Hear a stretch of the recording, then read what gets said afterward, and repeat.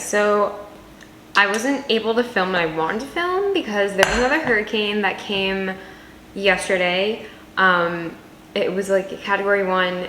It honestly, like, no one was even talking about it until like Tuesday night and then Wednesday, and then it hit us around like 1 o'clock in the morning, so on Thursday. But it was a little bit, we dodged it where I am. It was a little bit further north, so like Melbourne, I know St. Augustine, Daytona, like it was more of that area, so it was a little bit north of me. So anyway, right now it's like super windy. So I basically have like been inside this entire week, and I am like, I need to get out.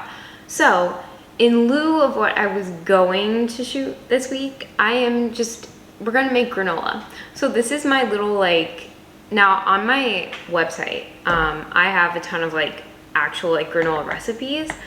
Now I don't really post granola stuff. I usually stay away from oats.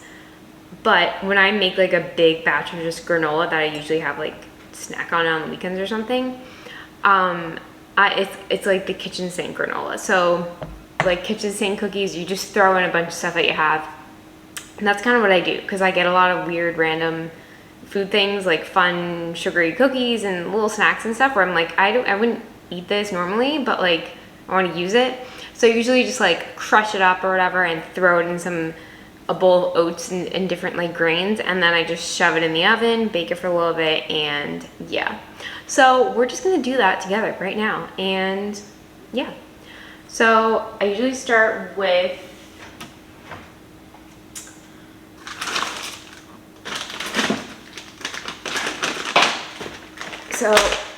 oats. I like to use Trader Joe's gluten-free oats. I've always used them. I've never had a problem with them, so and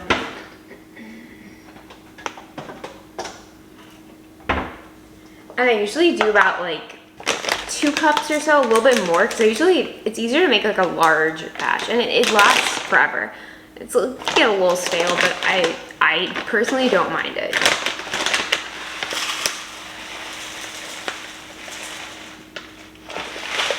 So 1, 2, and then just like a little bit extra.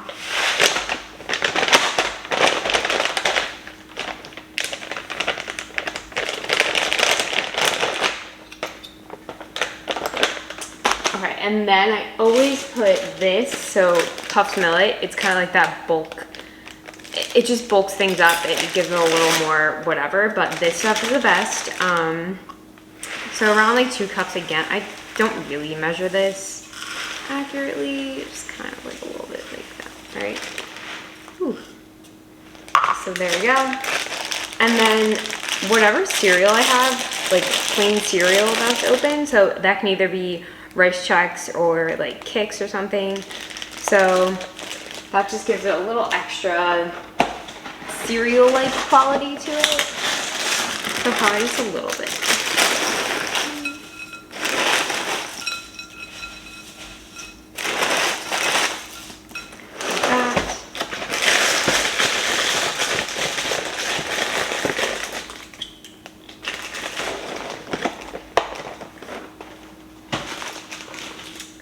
And now for the fun part. So I'm gonna go look through my big stash of like random snacks and see what I have, and I will be right back.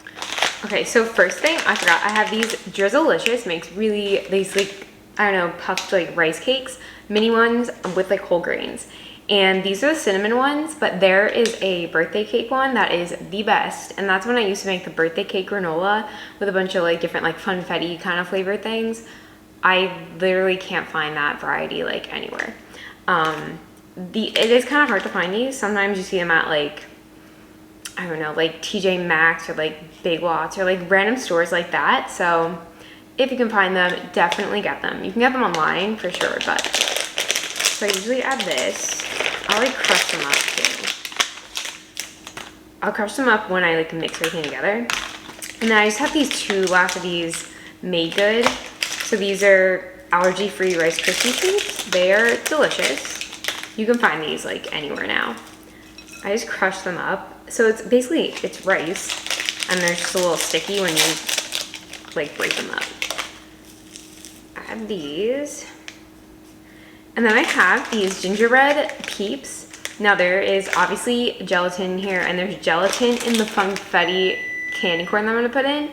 But the one thing about this is you want to put this in at the end. So you've already baked the granola, and then I kind of break them up a little bit so they're not big pieces, but like half and half.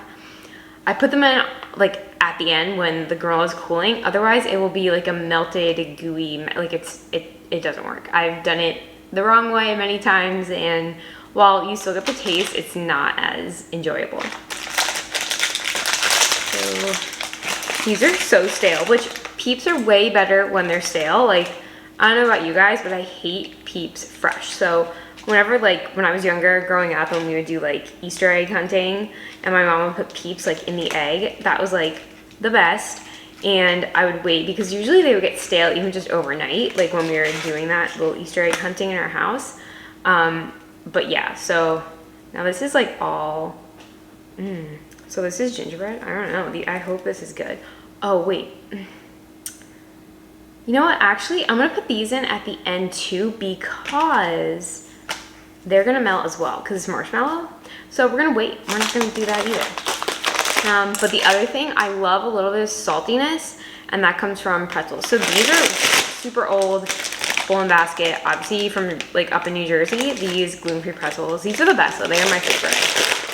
So basically I definitely like to crush these so they're smaller pieces. Like this.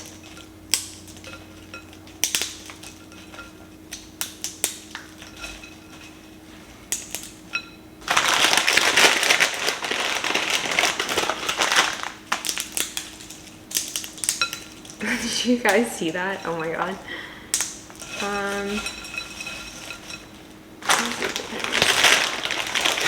Maybe a few more. Okay. So now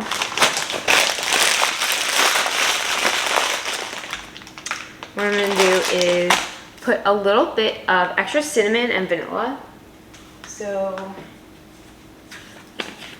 here's a little bit cinnamon and vanilla. So you honestly, you can put in like any flavoring, any extra spices, like you really, whatever you have on hand. So a little bit of vanilla. And then I will be right back again. We're gonna add some swerve. So this is just a sweetener. Now, obviously this is sweet, but it needs to be a little bit sweeter. So honestly, you can put in however much you want. You can use any type of sweetener. It's up to you. Yeah, but I usually just sprinkle in a little bit. It's just like old.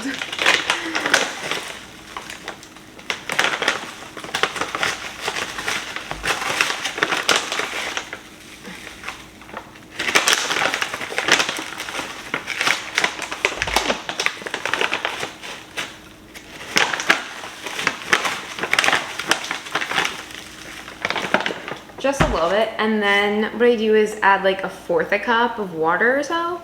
You don't need oil for this. This is a healthy, low calorie, well, as low calorie as possible because there's so much sugar in here. Yeah, and then mix. And I just kind of do this. So this is where I like break things up, any like large pieces. And then you can also see like if it needs a little extra liquid, you can put more in. Then you can also put in like applesauce or pumpkin to give it the moisture. Obviously if you use something like maple syrup or like a liquid sweetener, you won't have to put in as much liquid, but it does need something to kind of stick it together. So yeah, like I probably need a little bit more.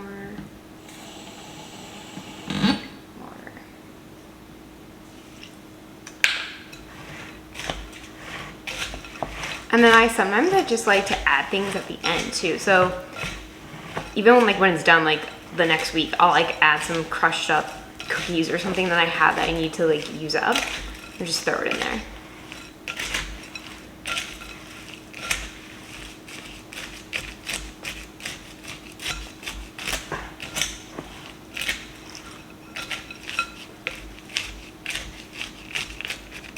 Okay, so now what we're gonna do is spread it on like a Silpat or parchment paper just so it doesn't stick, and you want it to cool completely before you break it up so there's no mixing going on when this is in the oven.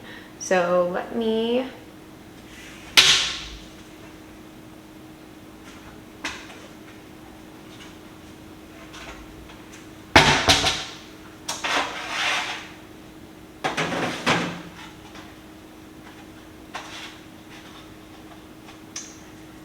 So that's the pan. We're gonna just put this on here.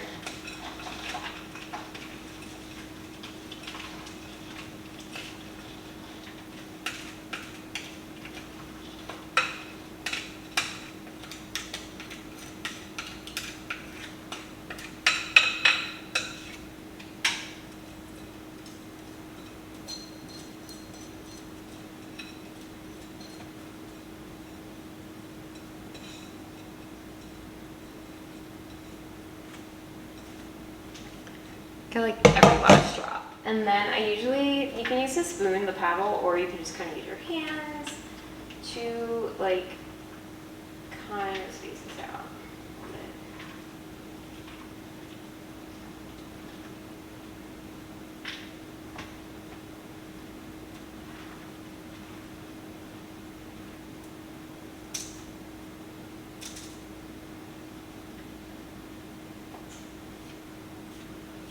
And this really only needs a few, like 20 minutes at 350, and you're good. So now I'm gonna put that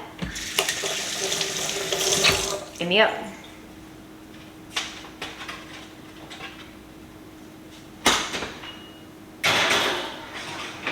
And we'll leave that until, so it's like 1:42 right now. I'll take that at like 2 o'clock and it should be good.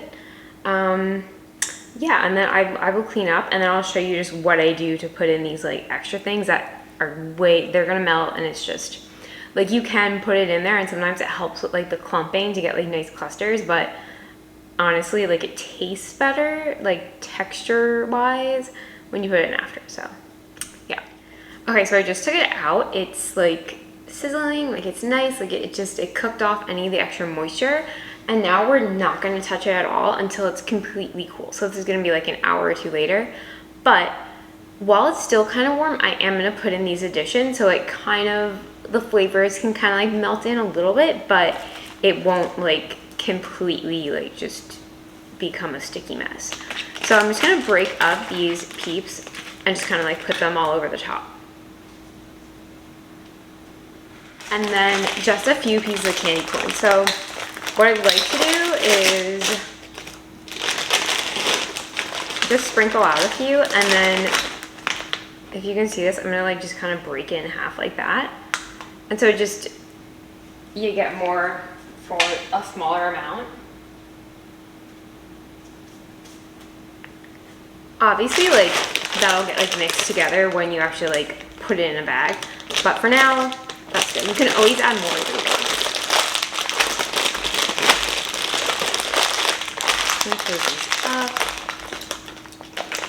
So my favorite candy corn is from Aldi, and they make, the only non-vegan thing in it is honey, which I don't have a problem with. So they didn't come out with it this year, which I'm really upset. So I was like looking forward to getting this like, you know, gelatin free, you know, there's no egg, there's no nothing. It was such a good, and it tasted awesome, and they didn't have it. So I couldn't stock up. So that's why we're just, you know, we're making some concessions here with this. So yeah, we're gonna let that cool, and then I will show you the final product once it's cool. And then from there, you can either put it in like a glass jar, which I used to do, but I make such a large batch now that's better just put it in a bag. So a Ziploc bag, make sure you suck out all the air, and it lasts for weeks until you're done. So yeah, it's perfect. You can use anything you want, but that's just kind of the method that I use. And literally at like 350 for like 20-ish minutes. Sometimes, depending on if I think it needs a little bit extra time, I will turn the heat off on the oven and let the oven cool while the granola is still in there. So it gradually like comes to like room temperature while the oven's still heating it, but it doesn't get any hotter. So it depends. Sometimes I've like left it in for way too long, and then it gets this kind of like burnt taste to it. So you kind of got to play around depending on how you like it. And also it will matter like if you use if you do put in oil, or if you use applesauce, or if you use a liquid sweetener, it's gonna change the cooking time, but just keep an eye on it and you should be fine. Okay guys, a little bit later. Again, I just took a shower. This is gonna become a tradition now. Now this is like basically cool. I'm actually gonna put it in the fridge. I'm gonna put it in this bag. You can use just a Ziploc bag and throw it in the fridge for a little bit, just to make sure it's totally cool, because that will just keep it better. But yeah, I mean, that's pretty much it. And see, it's pretty like clumpy, certain areas of it. So yeah, that's it. And what you can do, especially when you use parchment or a Silpat, it's sometimes you can like funnel it in, but it depends. You kind of got to play around with it. Although actually, this is kind of stuck in here. Oh, there. Now, if this doesn't work, that's gonna be really embarrassing. If your pan is clean, you know, it's not a big deal, but what I'm gonna do is just